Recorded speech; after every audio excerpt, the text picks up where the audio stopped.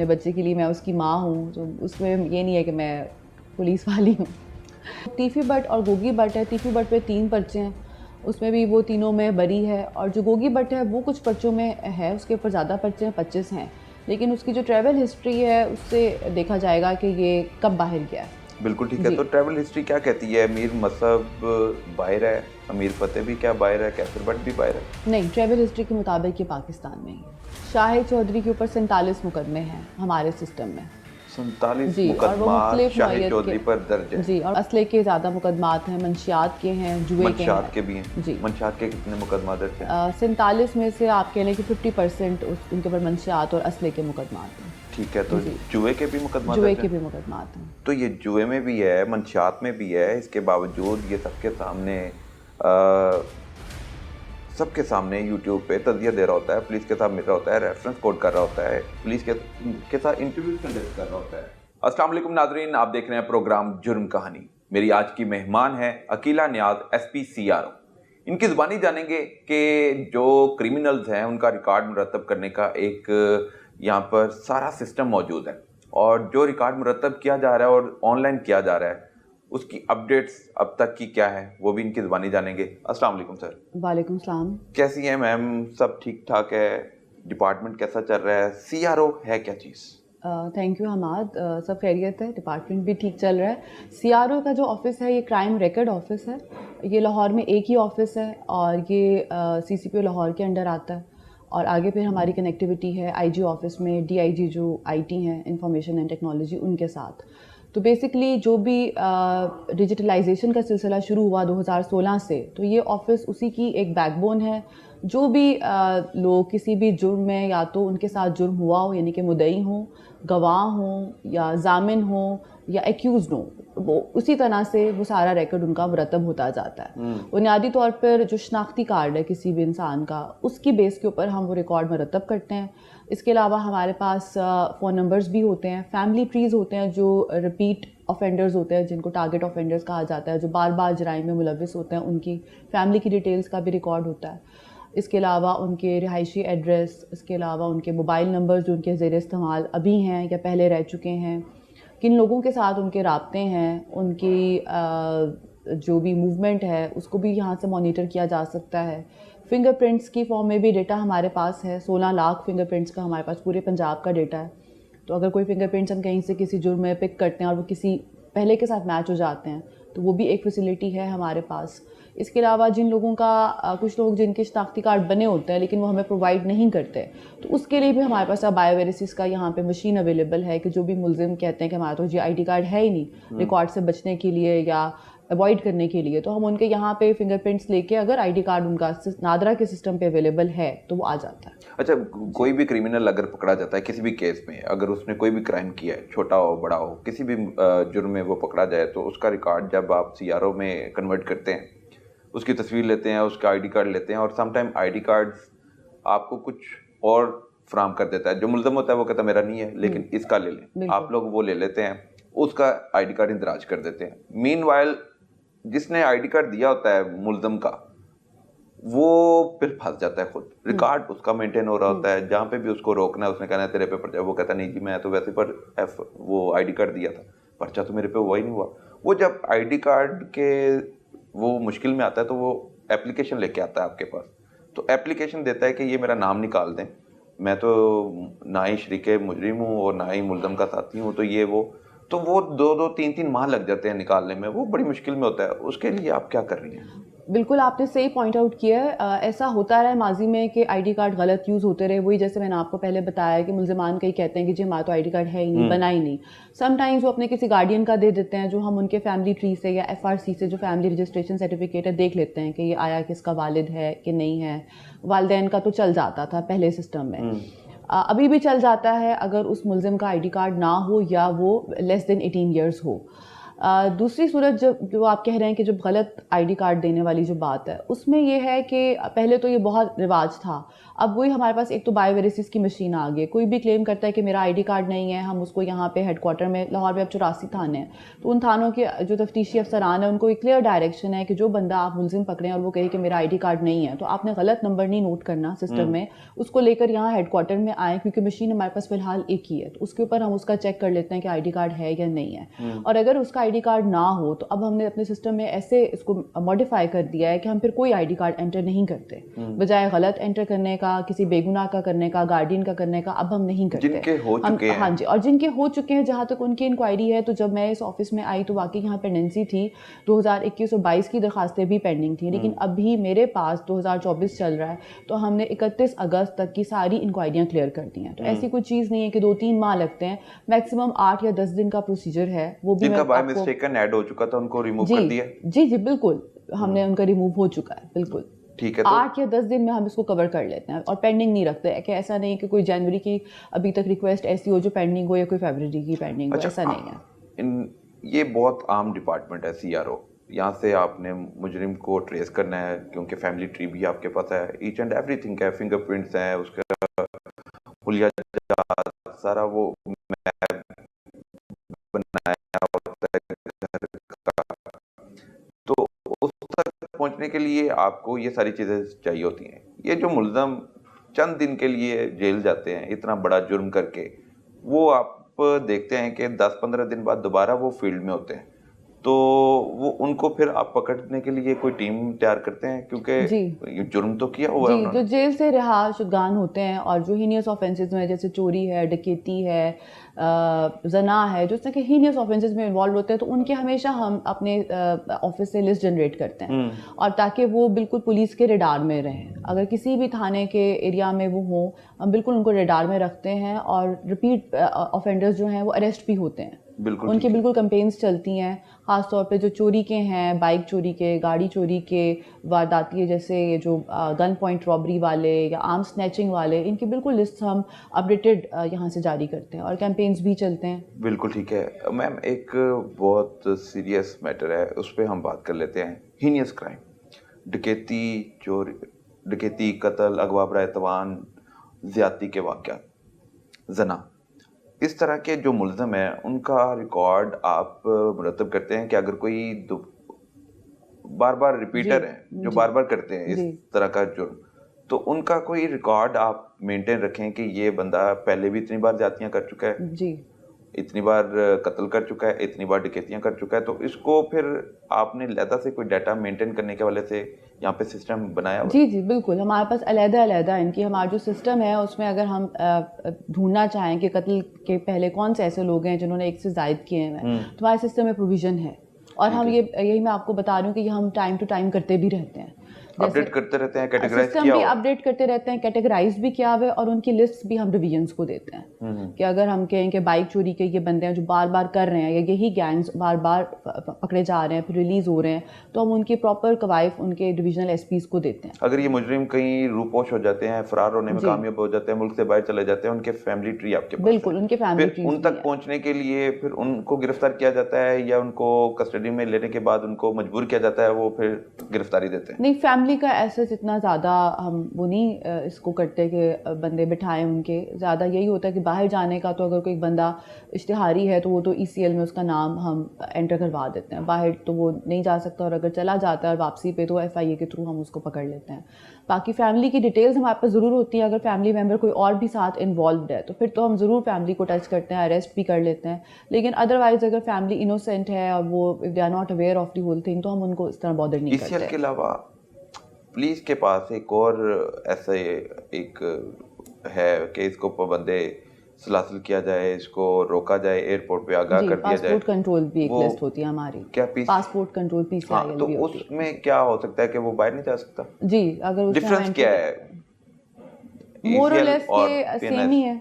ECL में हम ज़रा थोड़ा टाइम टेकिंग होता है, FIA के थ्रू करवाते हैं, ये भी थोड़ा टाइम टेकिंग है, हम मिनिस्ट्री ऑफ इंटीरियर के थ्रू उस तरह करवाते हैं, लेकिन मोर और लेस तकरीबन सेम ही है। ये टाइम ड्यूरेशन होता है कि इतने दिन के लिए या ज़्यादा के लिए नहीं, फिर एक दफ़ा ECL एंट्री में हो करना गई तो पड़ता जब तक हम उसको रिमूव नहीं करवाएंगे वो उधर दैट विल स्टे देयर, अच्छा, द नेम रिमूव विल जब स्टे तक नहीं देयर। कराएंगे जी कोई मुजरिम यहाँ से बाहर फरार नहीं हो जी सकता। जी, वो ठीक है। डेटा उसका रहेगा रिकॉर्ड में। अच्छा मैम, ये भी एक बात देखने को मिली है कि 20 दिन हुए होते हैं मुकदमा दर्ज हुए, लेकिन जो तफ्तीशी हैं वो इतने फास्ट हैं, पता नहीं मुलज़म पकड़े नहीं जाते, लेकिन इश्तिहारी पहले डिक्लेयर कर दिया जाता है। ये क्या मामला है? नहीं, अगर इश्तिहार का तो सिस्टम एक पे इश्तिहारी प्रॉपर, लिखा हुआ है, नहीं, एक प्रॉपर उसका पोल प्रोसीजर है कि काम में। पहले आप वारंट लेते हैं और फिर इश्तिहार आता है। 30 दिन के बाद आप वारंट लेते हैं, फिर उसके एक ड्यूरेशन है, उसके वो बाद 3 इश्तिहार माह का होता है। जी, ड्यूरेशन है, 90 दिनों का, 3 लेकिन माह 20 का दिन है। के बाद यहाँ पे मुकदमे में इश्तिहारी आपके सिस्टम पे अपडेट है उसपे मेरे कुछ जैसे जैसे हमने पहले बात की कि रिपीट ऑफेंडर्स हैं, जैसे अगर कोई बंदा बार बार डकैती कर रहा है, रॉबरी कर रहा है, रेप कर रहा है, कत्ल कर रहा है, या 324 जो इक़दाम कत्ल है उसमें मुलव्वस है, तो उनके हम थोड़ा एक्सपेडाइट करवा देते हैं। हम जो जजेस हैं उनसे रिक्वेस्ट कर लेते हैं कि ये हमारा एप्रीहेंड होना ज़रूरी है इससे पहले कि, क्योंकि जब तक वो बंदा इश्तिहारी नहीं होगा तो तब तक हमारा आगे फर्दर उसका जो प्रोसीजर है वो नहीं होगा। और एक बंदा अगर इतना हीनियस क्राइम्स में इन्वॉल्व है तो उसका इश्तिहारी होना इसलिए भी ज़रूरी है कि अगर किसी और ज़िले की पुलिस भी उसको पकड़ ले तो एटलीस्ट वो हमें हैंड ओवर हो लाहौर पुलिस को, अगर वो लाहौर पुलिस का इश्तिहारी है। बाकी डिस्ट्रिक्ट्स के लिए भी सेम बात है, तो उनके लिए हम थोड़ी एफर्ट करके जजेस को कह के रिक्वेस्ट पे ऑन रिक्वेस्ट हम करवा लेते हैं। लेकिन जो केसेस जैसे आप देखें फाइनेंशियल नेचर के केसेस हैं या जो फैमिली मैटर्स के हैं, आपस के लड़ाई झगड़े, उनमें बिल्कुल हम स्लो एंड स्टडी चलते हैं। जो हीनियस क्रिमिनल्स हैं उनके लिए तो ऑफ कोर्स हम एक एफर्ट करते हैं एक्स्ट्रा कि हम उनको जल्दी जल्दी अपने उसमें गिरफ्त में लें और वो बिल्कुल इस तरह से ना फिरते रहें आज़ाद, तो उनके लिए हम ज़रूर एफर्ट करते हैं। मैम ये बताइएगा कि जो क्रिमिनल रिकॉर्ड हामिल हैं, जो रिकॉर्ड याफ्ता हैं, जो एक से ज़्यादा मुकदमात में पुलिस ने रिकॉर्ड भी मुरतब कर रखा है, तो वो जो बड़े नाम हैं जिनका आजकल एक दूसरे के साथ कत्लो गारत की दुश्मनी भी चल रही है, तो उनमें तीफी बट पे कितने मुकदमा दर्ज हैं, वो मुल्क से बाहर है, और बलाज फैमिली में उनके भाइयों पे कितने मुकदमा दर्ज हैं, बलाज पे कितने मुकदमा दर्ज थे? इसमें जैसे तीफी बट का आपने नाम लिया, इन पर 3 मुकदमे हैं, गोगी बट पे 25 मुकदमे हैं, जो अमीर बालाज था उसके ऊपर 13 मुकदमे हैं, और जो इनके भाई हैं दोनों उसके ऊपर वो किसी मुकदमे में एज सच मुलजिम नहीं है। अभी जो मुकदमा हुआ है उसमें हैं, लेकिन पिछलों में मुलजिम नहीं है, लेकिन मुद्दई वो हैं काफ़ी मुकदमात के। ठीक है, तो तीफी और गोगी बलाज कत्ल केस में आपके रिकॉर्ड में इश्तिहारी हैं? इसमें इनका कुछ केसेस में ये इश्तिहारी हैं और कुछ में ये बेगुनाह भी हुए हैं, जो पुराने केस हैं इनके, क्योंकि इनका रिकॉर्ड तो लंबा चौड़ा है। जी। तो जो अमीर मसहब है, अमीर फतेह है, जी, क्या ये भी इनका स्टेटस इश्तिहारी आ रहा है या अभी होना है? नहीं, अभी इनका इश्तिहारी का स्टेटस नहीं है, अभी इनका तो कितने अपडेट दिन का होना है। प्रोसीजर होता है? क्योंकि मैंने तो देखा है, मैंने पहले भी क्वेश्चन जी रेज जी किया था कि 20 दिनों में वो अपडेट कर देते हैं, हालांकि 3 माह का प्रोसीजर जी, होता है, 3 माह लेकिन ही 20 दिन लगेंगे। में ये लग जाते हैं। इनको 3 माह इनको 3 माह लगेंगे? लगेंगे, रिकॉर्ड होल्डर भी नहीं है ये, इनिशियली मैंने आपको बताया रेड कि वारंट कोई, जारी होगा, हाँ जी, वारंट और फिर इनका इश्तिहार। फिर इश्तिहार जी, निकलेगा। पहले वारंट फिर इश्तिहार, तो 90 दिन का प्रोसीजर है, जो कि 3 माह बनते हैं। बिल्कुल ठीक जी, है। और फिर अभी इन्वेस्टिगेशन क्योंकि ये OCU कर रहा है तो उसमें देखा जाएगा कि इनमें से किसका क्या रोल है, तो उसके अकॉर्डिंगली वो जो इन्वेस्टिगेटिंग ऑफिसर है वो फिर देखेंगे कि किसको इश्तिहारी करवाना है और कौन उनकी तफ्तीश में बेगुनाह है। मैडम, एक लेमैन पे मुकदमा दर्ज होता है तो वो बाहर जाने से घबराता है कि मैं अब बाहर कैसे जाऊंगा। ये एक से ज़्यादा मुकदमात में ये इनका रिकॉर्ड है जी, CRO में, तो ये कैसे बाहर चले जाते हैं? इनको कोई रोकने टोकने वाला आपका नहीं? इशारा तीफी बट और इनकी जी तरफ है। बिल्कुल, तीफी गोगी बलाज के जो भाई है। नहीं, बलाज के जो भाई हैं वो तो पहले से रिकॉर्ड होल्डर नहीं है, उनकी मुद्दईयत में पर्चे कई हुए हुए हैं, लेकिन किसी पर्चे में वो मुलजिम नहीं है। ठीक है, और पर्चे पहले हैं? जी, पर्चे जी, ये पहला पर्चा है? ये पहला पर्चा है। और जो तीफी बट और गोगी बट है, तीफी बट पे 3 पर्चे हैं, उसमें भी वो तीनों में बरी है, और जो गोगी बट है वो कुछ पर्चों में है, उसके ऊपर ज़्यादा पर्चे हैं, 25 हैं, लेकिन उसकी जो ट्रैवल हिस्ट्री है उससे देखा जाएगा कि ये कब बाहर गया है। बिल्कुल ठीक है। तो ट्रैवल हिस्ट्री क्या कहती है? अमीर मसहब बाहर है, अमीर फतेह भी क्या बाहर है, कैसर बट भी बाहर है? नहीं, ट्रैवल हिस्ट्री के मुताबिक ये पाकिस्तान में ही है। कौन? ये तीनों जो नाम आपने लिए हैं। अमीर मसहब जी पाकिस्तान में ही आ रहा है? जी, पाकिस्तान में, हमारी ट्रैवल हिस्ट्री पे पाकिस्तान में आ रहा है। अच्छा, जो बताया जा रहा था कि वो मुल्क से बाहर चला गया है, टास्क दे के बाहर गया है, इसका मतलब वो बाहर नहीं गया। नहीं, बाहर मेरी ट्रैवल हिस्ट्री जो हमारे सिस्टम में उसके आईडी कार्ड से निकल रही है उस पर तो वो बाहर नहीं गया। और अगर कोई फेक बना के या मास्क करके गया है तो वो that is a separate story. जो इनके इन्वेस्टिगेटिंग ऑफिसर हैं, मैं दोबारा कहूँगी, जो आईओ हैं, तो वो ज़्यादा बेहतर इसको वो कर सकते हैं, क्योंकि वो तो केस को डिटेल से देख रहे हैं। मैंने तो सिर्फ अपने सिस्टम में अपने रिकॉर्ड से चेक किया, तो मेरे रिकॉर्ड के मुताबिक पाकिस्तान में ही है। अब कोई नई पॉलिसी आई है कि जो भी शहरी या मुल्ज़िम जो अपने मुकदमे में बेगुनाह हो गया है, उसका मुकदमा खारिज हो गया है, कैंसलेशन की तरफ चला गया है, क्विट हो गया है, बरी हो गया है, तो वो अब मुल्क से बाहर नहीं जा सकता था। उसके लिए सीआरओ ने अब क्या रिलैक्सेशन दी है? बड़े लोगों के लिए ये खुशखबरी भी है, ब्रेकिंग भी है, बता दीजिए आप। जी, खुशखबरी ये है कि आईजी पंजाब डॉक्टर उस्मान अनवर ने ये इनिशिएटिव लिया है कि पहले लोगों का जब रिकॉर्ड बन जाता था तो वो बन जाता था, उनका सर्टिफिकेट करेक्टर जो बनता है उसमें वो आता ही आता था, चाहे वो बरी भी हो गए हों। अब आईजी साहब ने इसमें ये इनिशिएटिव लिया है कि उन्होंने एक स्टैंडिंग ऑर्डर जारी किया है, 2/24 उसका नंबर है, और उस स्टैंडिंग ऑर्डर की रोशनी में 4 कैटेगरीज हैं जिनमें अगर आप फॉल करते हैं तो आपका जो रिकॉर्ड है वो करेक्टर सर्टिफिकेट पर नहीं आएगा, वो वहाँ 4 से कैटेगरी मार्क्स कट क्या है? जाएगा। उसमें एक है कि अगर पर्चा खारिज हो चुका है, फर्स्ट ये है। सेकंड ये है कि अगर कोर्ट से आपको बरी कर दिया गया है, जिसको एक्विटल कहते हैं। तीसरा ये है कि अगर आयु जो तफ्तीशी अफसर है उसने अपनी तफ्तीश में बेगुनाह कर दिया उस बंदे को, तो थर्ड ये कैटेगरी है। और फोर्थ ये है कि अगर आप कोर्ट से बेगुनाह हो जाते हैं, डिस्चार्ज हो जाते हैं। तो ये चारों जो कैटेगरी के लोग हैं, इनका जब करेक्टर सर्टिफिकेट बनेगा, चाहे वो तालीमी मकसद के लिए बने, जॉब लेने के लिए बने, तो उसमें उनका कोई रिकॉर्ड नहीं आएगा। पहले रिकॉर्ड आया करता था जिससे लोगों को वीज़ा में प्रॉब्लम्स होती थी, जॉब मिलने में मसला होता था। लेकिन अब ये चारों कैटेगरीज जो मैंने आपको बताई हैं, बंदा बार बार डकैती कर रहा है, रॉबरी कर रहा है, रेप कर रहा है, कत्ल कर रहा है, 324 जो इल्ज़ाम कत्ल है उसमें मुलव्वस है, उनके हम थोड़ा एक्सपेडाइट करवा देते हैं। हम जो जजेस हैं उनसे रिक्वेस्ट कर लेते हैं, हमारा एप्रीहेंड होना ज़रूरी है इससे पहले कि, क्योंकि जब तक वो बंदा इश्तिहारी नहीं होगा तब तक हमारा आगे फर्दर उसका जो प्रोसीजर है वो नहीं होगा। तो उसका इश्तिहारी होना इसलिए भी ज़रूरी है कि अगर किसी और ज़िले की पुलिस भी उसको पकड़ ले तो एटलीस्ट वो हमें हैंड ओवर हो लाहौर पुलिस को, अगर वो लाहौर पुलिस का इश्तिहारी है।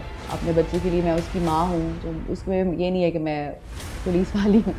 शाहिद चौधरी के ऊपर 47 मुकदमे हैं हमारे सिस्टम में।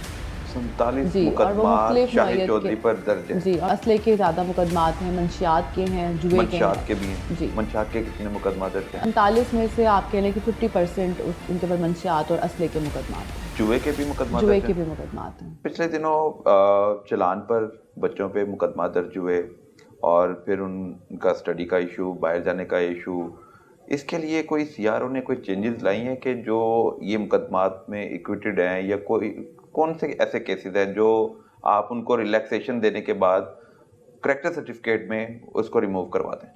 जी, ऐसे कुछ केसेस हैं। आईजी साहब जो डॉक्टर उस्मान अनवर साहब हैं, उन्होंने एक स्टैंडिंग ऑर्डर जारी किया है इस सिलसिले में, क्योंकि कुछ लोगों पर पर्चे हो जाते हैं, बाद में अदालत की तरफ से वो बरी हो जाते हैं या वो पर्चे खारिज हो जाते हैं। हमारे पास 4 कैटेगरीज़ हैं इसमें, कि अगर हमारा तफ्तीशी कह दे कि ये बंदा बेगुनाह है, तफ्तीश में आ जाए और वो उसकी जो बेगुनाही है वो वेरीफाई भी हो जाए उसके जो सीनियर सुपरवाइजरी ऑफिसर हैं उससे, कि हम खाली तफ्तीशी पर नहीं छोड़ते, हम उसको आगे तक लेके जाते हैं कि सुपरवाइजरी अफसर भी सुने और उस बात से वो एग्री करे।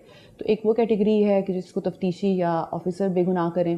दूसरी कैटेगरी है जो पर्चे खारिज हो जाते हैं, गलत पर्चे होते हैं, वकूए की तस्दीक नहीं होती, वो पर्चे हैं। तीसरी कैटेगरी वो है कि जो लोग अदालत की तरफ से डिस्चार्ज हो जाते हैं या बरी हो जाते हैं, या बेगुनाह अदालत कर देती है उनको या बरी कर देती है। ये जो चारों कैटेगरीज़ हैं, चाहे अब ये माइनर ऑफेंसेस जैसे आपने कहा, बच्चों पर बहुत सारे पर्चे हुए हैं, काइट फ्लाइंग के हो जाते हैं, तेज़ रफ्तारी, ये जो बाइक चला रहे हो तेज़ रफ्तार या गाड़ी चला रहे हो वो हो जाते हैं।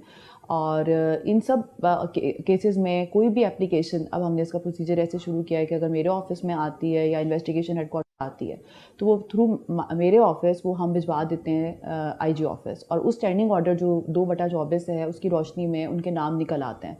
तो निकल आने का मतलब है कि हमारा सिस्टम उनको मास्क कर देता है। तो अगर उनको वो करेक्टर सर्टिफिकेट अपना जारी करवाए हायर स्टडीज़ के लिए, जॉब के लिए, तो उसमें ये जो मैंने आपको 4 कैटेगरीज बताई हैं ये अपीयर नहीं होंगी। ये 4 कैटेगरीज दोबारा बता दें, क्योंकि लोगों को समझ नहीं आ रही होती, वो मुश्किल में होते हैं, बड़े परेशानी की हालत में होते हैं। पिछले दिनों मेरे से भी ये किसी ने रब्ता किया कि मेरा ये एफआईआर काइट फ्लाइंग की हुई थी और झूठा पर्चा मेरे पे हुआ था, इसको अब जज मजिस्ट्रेट ने क्विट कर दिया है, बरी कर दिया, मुझे मेरा पर्चा खारिज कर दिया है। लेकिन मैं जब करेक्टर सर्टिफिकेट बनवाने जाता हूँ तो उस पर वो मैंशनड है इक्विटेड के हवाले से, हालांकि इक्विटेड है, जी इसके बावजूद उसका वीजा नहीं लग रहा, वो जी प्रॉब्लम जी। क्रिएशन आ रही है। अब आईजी साहब ने इसमें ये इनिशिएटिव लिया है कि उन्होंने एक स्टैंडिंग ऑर्डर जारी किया है, 2/24 उसका नंबर है, और उस स्टैंडिंग ऑर्डर की रोशनी में 4 कैटेगरीज हैं जिनमें अगर आप फॉल करते हैं तो आपका जो रिकॉर्ड है वो करेक्टर सर्टिफिकेट पर नहीं आएगा, वो वहाँ 4 से कैटेगरी मास्क हो क्या है? जाएगा। उसमें एक है कि अगर पर्चा खारिज हो चुका है, फर्स्ट ये है। सेकंड ये है कि अगर कोर्ट से आपको बरी कर दिया गया है, जिसको एक्विटल कहते हैं। तीसरा ये है कि अगर आयु जो तफ्तीशी अफसर है उसने अपनी तफ्तीश में बेगुनाह कर दिया उस बंदे को, तो थर्ड ये कैटेगरी है। और फोर्थ ये है कि अगर आप कोर्ट से बेगुनाह हो जाते हैं, डिस्चार्ज हो जाते हैं। ठीक तो ये है। चारों जो कैटेगरी के लोग हैं, इनका जब करेक्टर सर्टिफिकेट बनेगा, चाहे वो तालीमी मकसद के लिए बने, जॉब लेने के लिए बने, तो उसमें उनका कोई रिकॉर्ड नहीं आएगा।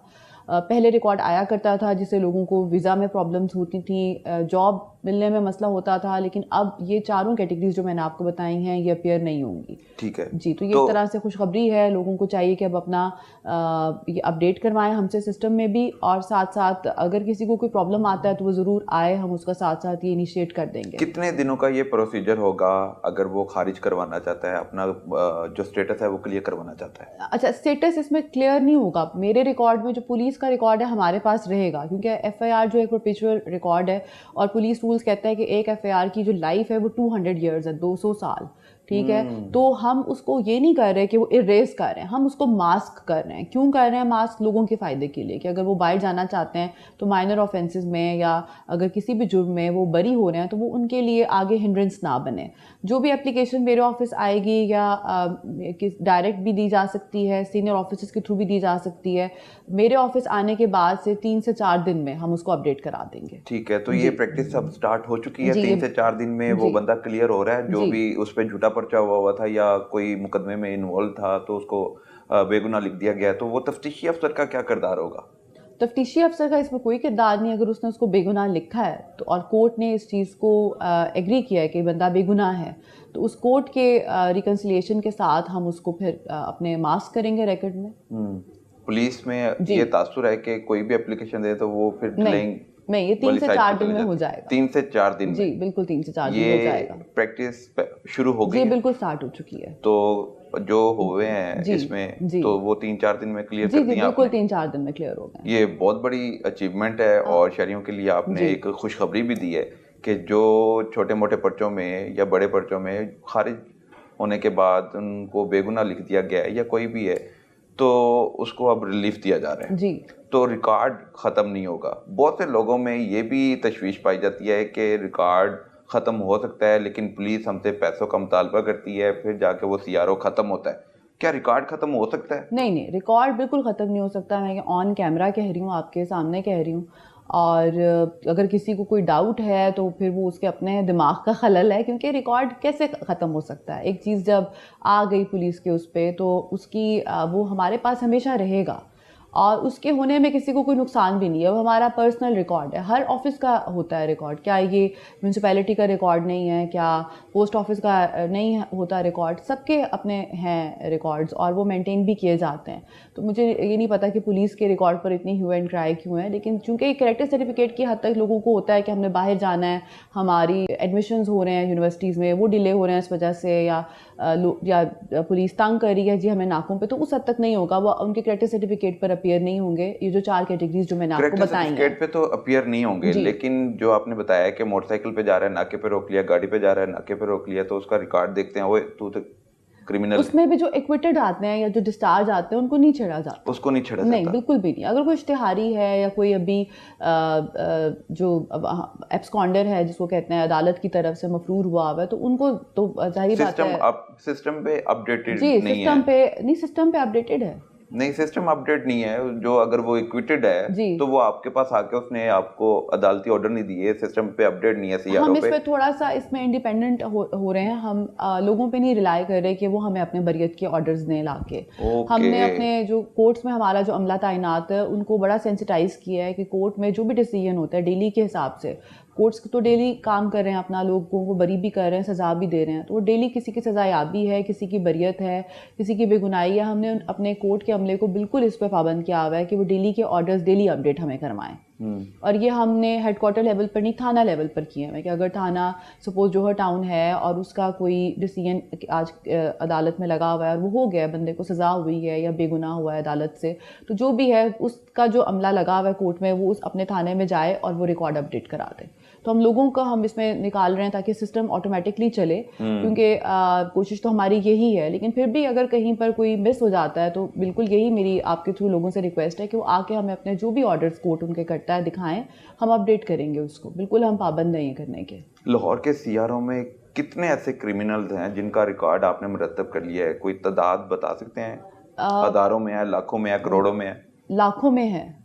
खाली जो फिंगरप्रिंट्स हैं वो 16 से 17 लाख हैं हमारे पास। फिंगरप्रिंट्स? जी, खाली जो फिंगरप्रिंट्स जो हैं, क्रिमिनल्स हैं उनका रिकॉर्ड आपके पास मौजूद है? जी, अगर वो कहीं भी दोबारा वो कार्रवाई करते हैं या इलीगल एक्टिविटीज में मुलविस होते हैं, क्राइम में मुलविस पाए जाते हैं, तो उनको आप गिरफ्तार कर सकते हैं? 16 लाख हमारे पास है डेटा, और आहिस्ता आहिस्ता वो इंक्रीज भी हो रहा है।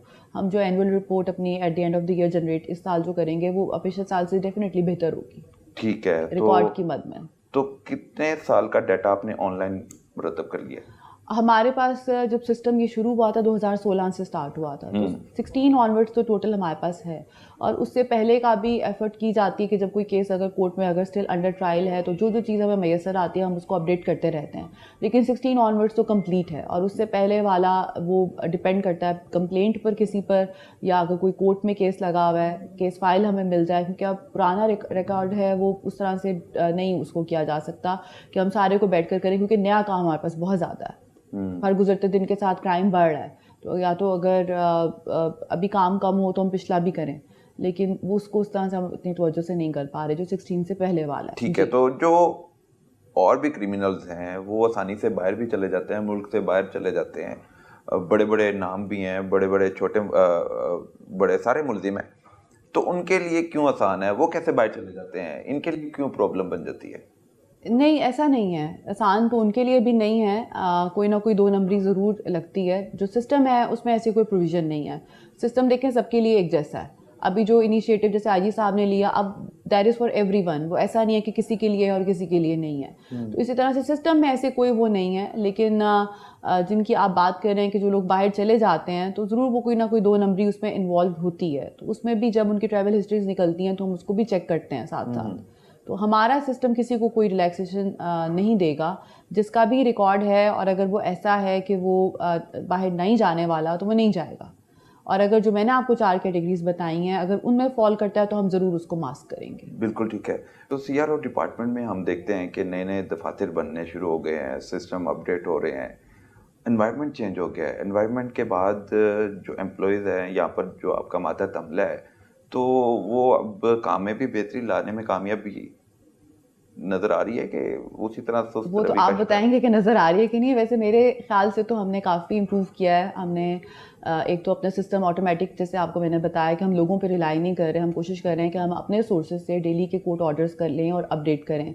सेकंड, ये जो आपको मैंने बताया जो आईजी साहब ने स्टैंडिंग ऑर्डर एक दिया, इससे लोगों को बहुत रिलीफ मिला। मकसद तो यही है कि पब्लिक ऑफिस से लोगों को रिलीफ मिले, तो उसी की तरफ हम जा रहे हैं। फिर जो ऑफिस की आपने रेनोवेशन की बात की, तो हमने यहाँ पे पब्लिक के लिए एक अलग से डेस्क उस साइट पर हम बना रहे हैं ताकि लोग आएँ और उनकी एक वन विंडोज़ के थ्रू उनकी जो भी क्वेरी है, जो भी एप्लीकेशन है वो एक्सेप्ट हो, बजाय इसके कि वो पूरी जगह पर फिरते रहे और उनको समझ ना आए कि कहाँ पर उनकी दादरसी होनी है।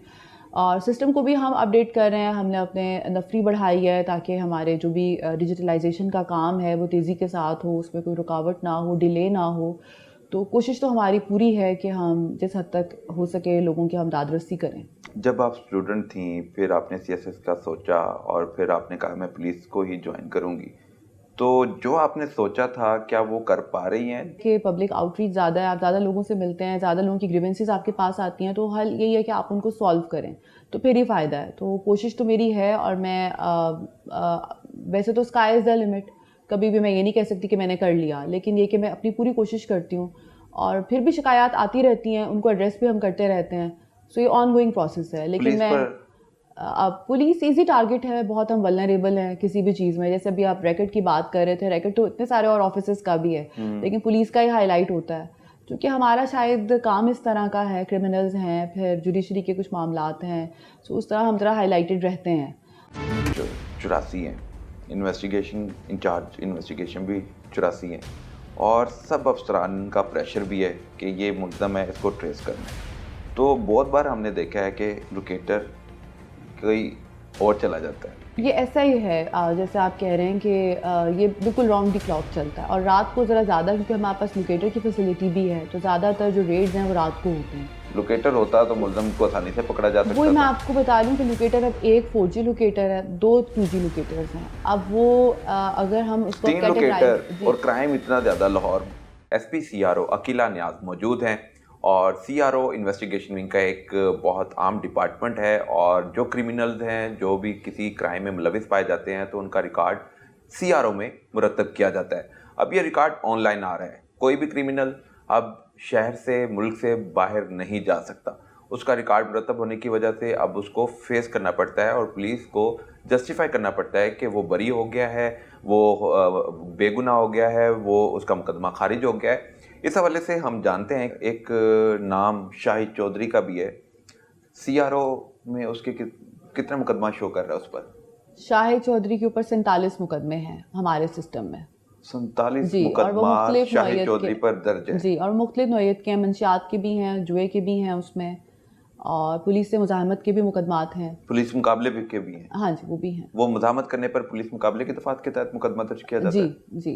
उसमें पुलिस से मुज़ाहमत, वो डिपेंड करता है ना मुज़ाहमत की क्या एक्सटेंट है। कई दफ़ा खाली मुज़ाहमत होती है फ़िज़िकल, कई दफ़ा फायरिंग भी हो जाती है, क्रॉस फायर होता है, वो डिपेंड करता है। तो उनके ऊपर 47 पर्चे हैं, हर नौइयत का ही पर्चा है। कौन कौन सी एक हो गया आपने बताया कि पुलिस मुकाबले का है, इसके अलावा कौन कौन सी दफात के तहत मुकदमा दर्ज है? 13-20-65 है। जी, असले के ज़्यादा मुकदमात हैं, मंशियात के हैं, जुए के मंशात हैं। के भी हैं। जी। मंशात के कितने मुकदमा दर्ज हैं? 47 में से आप कह लें कि 50% उनके ऊपर मंशियात और असले के मुकदमात हैं। ठीक है, तो जी। जुए के भी मुकदमा जुए दर्ज के हैं? भी मुकदमात हैं। तो ये जुए में भी है, मंशात में भी है, इसके बावजूद ये सबके सामने यूट्यूब पे तज़िया दे रहा होता है, पुलिस के साथ मिल रहा होता है, रेफरेंस कोट कर रहा होता है, पुलिस के साथ इंटरव्यूज कंडक्ट कर रहा होता है। तो हाउ इज पॉसिबल कि इतना क्रिमिनल रिकॉर्ड रखने वाला बंदा सबके साथ राब्ते में भी है? नहीं, इंटरव्यूज़ तो पुलिस के साथ उनके कोई नहीं, बड़े मैंने पुलिस देखे वालों के उसके। साथ इंटरव्यू भी हुए? हम इसको रीचेक कर लेते हैं, लेकिन वैसे ये है कि इसकी जब भी कोई शिकायत आती है, अगर वो इतना ही एग्जॉनरेट होता और सिस्टम ने उसको इतना ही छुपाया होता तो उसके ऊपर 47 पर्चे ना होते। और अभी भी हम इसका रिकॉर्ड अपडेट कर रहे हैं, अगर किसी में ये इश्तिहारी हुआ तो उसको हम दोबारा फिक्स करेंगे। बिल्कुल ठीक है, इसको पकड़ा जा सकता है। जी जी बिल्कुल, पूरे सिस्टम में देखें, हमने तो सिस्टम से देखना है। तो ये मेरा या आपकी ज़ाती पसंद नापसंद नहीं है, तो अगर सिस्टम में वो इश्तिहारी है और वो हुआ हुआ है तो हम उसको करेंगे फिक्स। जो बार बार क्राइम में मुलविस पाए जाते हैं उनको कोई आप चिप लगाने का एक प्रोजेक्ट था, वो स्टार्ट करना था, तो क्या वो स्टार्ट हो सका? चिप लगाने का हाँ, प्रोजेक्ट? उसकी बॉडी पे चिप लगा देनी थी कि वो उसकी मूवमेंट जहाँ पे भी जा रही जी है जी, वो तो एक वो आपको मैं लिंक समझ कर। गई, नहीं वो एक राय है, लेकिन अभी तक उसको स्टार्ट नहीं हुआ। ज़ाहिर बात है उसमें बजट भी हमें चाहिए और फिर इसमें हम कंसेंट भी हमें चाहिए होगा। बाद में पुलिस के लिए भी ये लीगली वो बनेगा इशू कि हम कैसे किसी की बॉडी में कुछ लगा दें। सो अभी इस पे काम चल रहा है, कि अभी लगना स्टार्ट नहीं हुई। होना चाहिए जो बार बार क्राइम कर रहे हैं और हीनियस क्राइम में मुलविस हैं, उनके लिए ये कोई काम अगर हो जाए। हो भी सकता है, लेकिन अगर हम देखें बहुत सारे डेवलप्ड जो कंट्रीज़ हैं, जैसे अमेरिका है, जी। कनाडा है, यूके है, तो वहाँ पर भी अभी इस तरह से ये वाली चीज़ नहीं है, क्योंकि इसमें फिर लीगैलिटीज़ भी बहुत ज़्यादा हैं। सो अब इतने डेवलप्ड मुल्कों में अभी नहीं है, तो हम तो अभी बहुत पीछे हैं। तो हम तो आहिस्ता आहिस्ता आहिस्ता we are progressing towards it. तो मकसद तो यही है कि लोग पकड़े जाएं, लोग इनको हम ट्रेस फोर्स हों। ही कर सकते हैं कि आइंदा आने वाले दिनों में आप ये कर सकते ये हैं? हो सकता है, बिल्कुल। कोई मुश्किल नहीं है, नहीं, ये तजावीज़ डूएबल दी है। जाएं और इस पे जी जी अमल दरामद शुरू हो जी सकता जी है। बिल्कुल। तो इसके बेनिफिट्स क्या हैं? डेफिनेटली हमें बिल्कुल बड़ी क्लोज मॉनिटरिंग हो जाएगी लोगों की जो जराइम में इन्वॉल्व हैं, और किसी भी एरिया में अगर वो एंटर होते हैं तो पहले ही पता होगा। तो ये बिल्कुल डूएबल है, इसका फ़ायदा तो है, लेकिन इसमें सारी बातें कुछ ना कुछ एप्रीहेंशंस भी होंगे, तो उनको एड्रेस करने के बाद हम इस पर काम शुरू कर सकते हैं। ये पाइपलाइन में है हमारा। मैम, आप एज अ फीमेल खतून ऑफिसर जहाँ पर भी गई हैं, आपने अपनी वर्किंग से बताया है कि आप किसी से कम नहीं हैं। इन्वेस्टिगेशन में बहुत से केस सॉल्व हुए, बहुत से मुल्ज़िमान गिरफ्तार हुए, अब आप सीआरओ में आई हैं, तो इसके बाद आप कहाँ जाना चाह रही हैं? जहाँ हमें अल्लाह ले जाए, कोई ऐसा टारगेट नहीं है मेरा। डिज़ायर होती है कि मैं फील्ड में दोबारा जाना चाहती हूँ? जी, फील्ड में इंशाल्लाह चांस मिला तो ज़रूर। जाऊंगी और लेकिन अभी जहाँ पर हूँ तो अभी इसी की तरफ पूरी तवज्जो है। उस तरह से नहीं है कि यहाँ बैठकर अभी मैं और सीट्स टारगेट करूँ। तो इंशाल्लाह जब भी चांस हुआ और मेरे सीनियर्स ने मुनासिब समझा तो जाऊँगी ज़रूर। तो ये भी एक अच्छी फील्ड है, ये भी एक तरह की फील्ड पोस्ट या बन गई है, क्योंकि इसमें भी हम सारा दिन इन्वेस्टिगेशंस और कोर्ट्स की भी प्रोसीडिंग्स में हम जाते हैं। सो फील्ड का भी इंशाल्लाह जब भी चांस हुआ। जब आप स्टूडेंट थी फिर आपने सीएसएस का सोचा और फिर आपने कहा मैं पुलिस को ही ज्वाइन करूंगी, तो जो आपने सोचा था क्या वो कर पा रही हैं? जी, अल्लाह का लाख लाख शुक्र है कि ऐसा है नहीं कि देखिए सोचा तो यही था कि इन ऑफिसेज़ का यही है कि इनकी पब्लिक आउटरीच ज़रा ज़्यादा है। तो वही चीज़ है कि पब्लिक आउटरीच ज़्यादा है, आप ज़्यादा लोगों से मिलते हैं, ज़्यादा लोगों की ग्रीवेंसेस आपके पास आती हैं, तो हल यही है कि आप उनको सॉल्व करें, तो फिर ही फ़ायदा है। तो कोशिश तो मेरी है और मैं वैसे तो स्काई इज़ द लिमिट, कभी भी मैं ये नहीं कह सकती कि मैंने कर लिया, लेकिन ये कि मैं अपनी पूरी कोशिश करती हूँ और फिर भी शिकायत आती रहती हैं, उनको एड्रेस भी हम करते रहते हैं।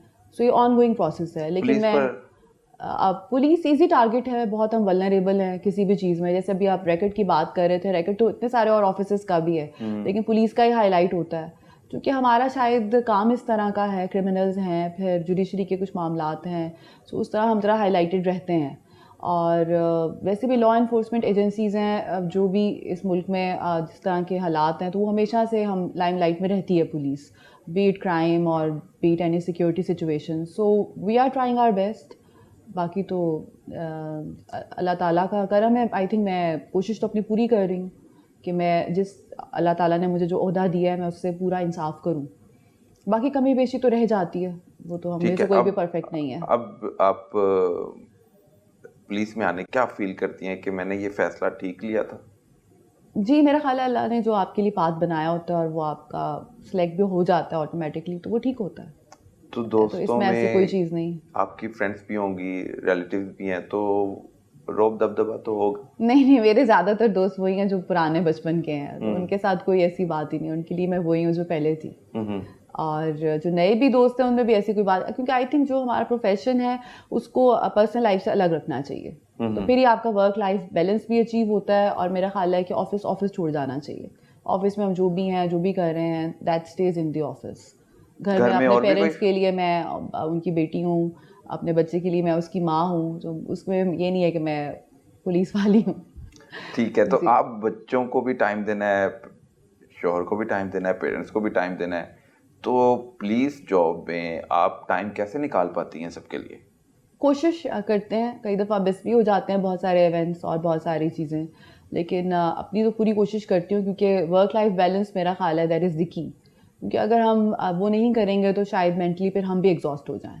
तो हर एक को वेंट आउट करने के लिए कुछ ना कुछ चाहिए होता है, और मुझे लगता है कि फैमिली से बेहतर कोई नहीं है जहाँ पे आप वेंट आउट कर सकें, या जहाँ बैठ के आप थोड़ा रिलैक्स हों और अपनी काम की आप परेशानियाँ भूलें। So I think that is the best बहुत से थिंग। इवेंट्स आपने कहा कि मिस हो जाते हैं, तो अब तो उन्होंने इनविटेशन ही देना छोड़ दिया होगा। ऐसा हो जाता है, अब हो लोग जाता बुलाते है? भी नहीं तो हैं। फिर आप शिकवा भी नहीं कर सकती कि नहीं, आपने उन्होंने कहा आप आती है नहीं है तो फिर मैं ऐसा ही है, ऐसा भेजूँ ही, क्यों? ऐसा ही। अच्छा, तो फिर आप अब फील्ड में जाना चाह रही हैं, लेकिन दूसरी तरफ देखा जाए ये एक बहुत बड़ी जिम्मेदारी है। सीआरओ ऑफिस इन्वेस्टिगेशन विंग का एक रीढ़ की हड्डी की हैसियत रखने वाला ये डिपार्टमेंट है, जी, जिसमें सारे क्रिमिनल्स का आपने जो रिकॉर्ड है वो मुरतब करना है और अपडेट भी करना है, और ये ना रुकने वाला प्रोसेस है। जी।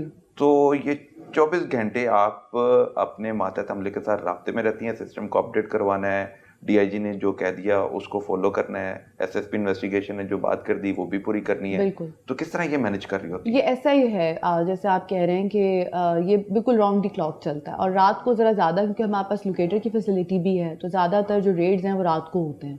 तो स्पेशली उसमें ये नहीं है कि सिर्फ इन्वेस्टिगेशन विंग, हम जो ओसीयू है, जो सीआईए पहले था फॉर्मरली, उसको भी हम लोकेटर देते हैं, फिर ऑपरेशंस को भी हम देते हैं। तो लोकेटर लाहौर में सीआरओ के पास ही है। सो ये हम बिल्कुल रॉन्ग दी क्लॉक इस पर इन कांटेक्ट होती हूँ मैं अपने स्टाफ के साथ, और मकसद यही है कि फैसिलिटेट हों लोग। इमरजेंसी डेट पे जाना हो जी। तो कितने मिनट में आप लोकेटर फ्राहम कर देती हैं मेरी मुतलका पुलिस एसओपी ये स्टेशन है कि को? अगर कोई मांग रहा है और अगर इवन मैं नहीं भी कॉल अटेंड कर पाई या मैसेज नहीं भी देखा, तो मैंने अपने स्टाफ को बिल्कुल ऑथराइज़ किया हुआ है कि आप दे देंगे। उसमें मैं फिर चेक करती हूँ कि इन्होंने कितनों को लोकेटर दिया, कितने रेट सक्सेसफुल हुए, उसका हमने अपना ऑडिट का तरीका रखा हुआ है। कैसे नहीं है कि वैसे जो भी मांगे और दे दी और बदले में कोई कुछ हाँ जी प्रोग्रेस नहीं है। प्रोग्रेस ना हो तो उसको हम देखते हैं, और बिल्कुल अगर लोकेटर अवेलेबल है तो विद इन 9 मिनट हम देते हैं, और अगर नहीं है, क्योंकि अब हमारे पास भी 4G लोकेटर एक ही है, 2G लोकेटर्स 2 हैं, तो उनके मेंटेनेंस के इश्यूज भी आते हैं, तो अगर वो उस तरह से अवेलेबल नहीं है तो उसमें तो मैं कुछ नहीं कर सकती। लेकिन अगर लोकेटर अवेलेबल है तो ऐसा है नहीं कि वो यहाँ खड़ा रहेगा और हम नहीं देंगे। इंफॉर्मेशन आज की है उसके पास, कल लोकेटर मिलेगा तो वो मुल्जिम कहीं और चला जाएगा, जो तो इस उसमें तरह फिर के जो हीनियस हैं मिसिंग उसको भी हो हम जाती है। डेफिनेटली होती होगी, लेकिन इसमें यह है कि हम कोशिश करते हैं कि जो हीनियस है और जो मोबाइल है बंदा मूव कर रहा है, तो उसको हम कोशिश करते हैं कि उस वाले आईओ को पहले दे दें, और जो स्टैटिक है उसको हम पे थोड़ा डिले भी कर लेते हैं। 2G और 4G में क्या डिफरेंस है? मोबाइल डेटा नेटवर्क का फ़र्क होता है और सिस्टम जो पिक करता है उसमें फ़र्क है, और 4G की एक्यूरेसी ज़्यादा है एज कम्पेयर 2G आपको कहाँ तक लेके जा सकती है, एक पुलिस टीम को, रेडिंग पार्टी को, और 4G कहाँ तक लेके जा सकती है, एक्सेस कहाँ तक देते हैं? ये हमें एग्जैक्ट भी एट टाइम्स देते हैं, डिपेंड करता है कि एरिया कितना, दोनों 2G और 4G डिपेंड करता है कि एरिया कितना क्राउडेड है। अगर बहुत ज़्यादा डेंसली पॉपुलेटेड है तो उस गली तक कई दफ़ा ले जाते हैं, और अगर बिल्कुल कम आबादी वाला है तो पिन पॉइंट भी कर देते हैं। ये डिपेंड करता है कि अगला जो मुल्जिम है वो कौन सा नेटवर्क यूज़ कर रहा है, तो हमारा उस बुनियाद पर बनता है कि हमने कौन सा लोकेटर प्रोवाइड करना है। थाने 84 हैं, इन्वेस्टिगेशन इंचार्ज इन्वेस्टिगेशन भी 84 हैं, और सब अफसरान का प्रेशर भी है कि ये मुल्ज़म है, इसको ट्रेस करना है। तो बहुत बार हमने देखा है कि लोकेटर कोई और चला जाता है और उसे फिर खुद ही फिजिकली जाके ढूंढना पड़ता है, तो काफ़ी मुश्किल भी होती है। तफ्तीशी इंचार्ज इन्वेस्टिगेशन को फिर शोकस का सामना भी करना पड़ता है। उनको उस चुंगल से कैसे छुड़ाएंगे? नहीं, लोकेटर ना होने पे तो किसी को कभी शोकाज नहीं मिला, या मुल्ज़म नहीं पकड़ा गया ना, लोकेटर होता तो मुल्ज़म को आसानी से पकड़ा जा सकता वही मैं था। आपको बता रही हूँ कि लोकेटर अब एक 4G लोकेटर है, 2 2G लोकेटर्स हैं। अब वो अगर हम उसको 3 लोकेटर और क्राइम इतना ज्यादा लाहौर में। आप वो खुद देखें ना कि 84 स्टेशंस हैं, फिर CIA है, ऑपरेशंस के अलग कुछ केसेस हैं जिस पे ऑपरेशंस वाले एफर्ट कर रहे होते हैं, कुछ पे इन्वेस्टिगेशन वाले कर रहे होते हैं, तो बहुत सारे इसमें फिर बर्डन ज़्यादा है यहाँ पे। लेकिन वही है कि हम इसको प्रायोरिटाइज करते हैं कि अगर कत्ल है तो हम कत्ल वाले को पहले देते हैं एज कम्पेयर टू फिर रॉबरी। सारी बात है, जो जितना हीनियस है उस हिसाब से। बिल्कुल ठीक है, कत्ल का है तो उसको पहले दे दिया, डकैती का है, हीनियस क्राइम में जो मुल्जिम आपको पकड़ना है उसके लिए पहले आप फ्राहम करने के लिए इकदाम अमल में लाते हैं। नाज़रीन, हम बात कर रहे थे SP अकीला नियाज़ CRO से, और इन्वेस्टिगेशन विंग का एक बहुत आम डिपार्टमेंट है और जहाँ पर क्रिमिनल्स का रिकॉर्ड मुरतब किया जाता है और तमाम रिकॉर्ड ऑनलाइन हो चुका है। और जो इनसे मैंने बात की उनमें एक अहम बात ये थी कि अब जो शहरी या जो मुल्ज़म अपने ऊपर मुकदमा दर्ज होने के बाद परेशान था, अगर वो खारिज हो गया है, बरी हो गया है, या उसको बेगुनाह लिख दिया गया है, तो वो यहाँ पर 3 दिन में अपने आप को क्लियर करवा सकता है, बसूरत इसके कि वो कहीं बाहर जाना चाहता है। तो उसके करैक्टर सर्टिफिकेट पे वो क्राइम शो नहीं होगा, लेकिन पुलिस के पास वो रिकॉर्ड मौजूद रहेगा। ऐसे ही है मैडम जी। तो अब तक के लिए इतना ही, अगले हफ्ते फिर मुलाकात होगी, तब तक के लिए इजाज़त दीजिए, अल्लाह हाफिज़।